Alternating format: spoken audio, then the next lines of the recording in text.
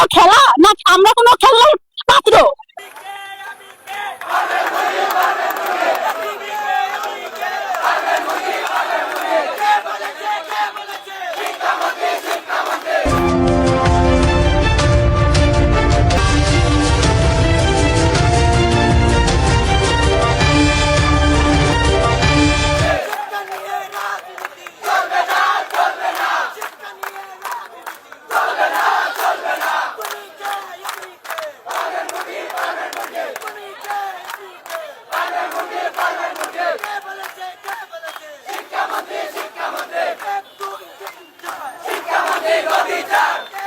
আমাদেরকে যে প্রশ্ন করি, আমাদের ফিউচার কি কোনো খেলা না আমরা কোনো খেলার পাত্র?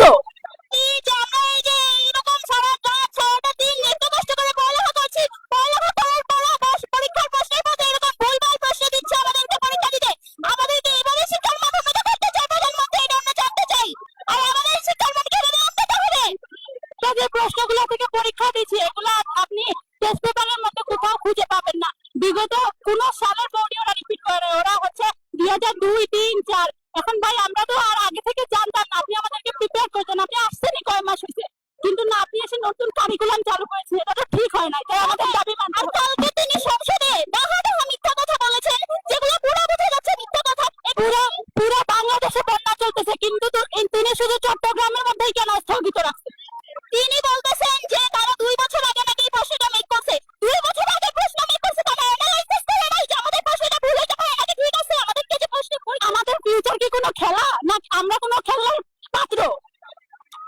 একজন বলেছিল ওনাকে মেন হয়ে পানি খাওয়াতে চাই, কিন্তু আমি একজন এসিসি ক্যান্ডিডেট হয়ে বলতেছি আমি ওনাকে মেন হলে না ডিরেক্ট বাথরুমে পানি খাওয়াতে চাই। এবং শিক্ষামন্ত্রী আমরা কখনো চাইনি, চাইবো না। আমাদের পরের প্রজন্মের কি হবে? আমরা যদি এরকম এত কষ্ট করে পড়ালেখা করতেছি, আমাদের পরবর্তী প্রজন্ম কি শিক্ষা পাবে? আমি চাই না আমাদের পরবর্তী প্রজন্ম এই জানোয়ারের হাতে পড়ুক। হয়তো ওখানে অনেকেই আমাকে ভুল বুঝতে পারবে যে এখন শিক্ষার্থীর আচরণ এমন কেন।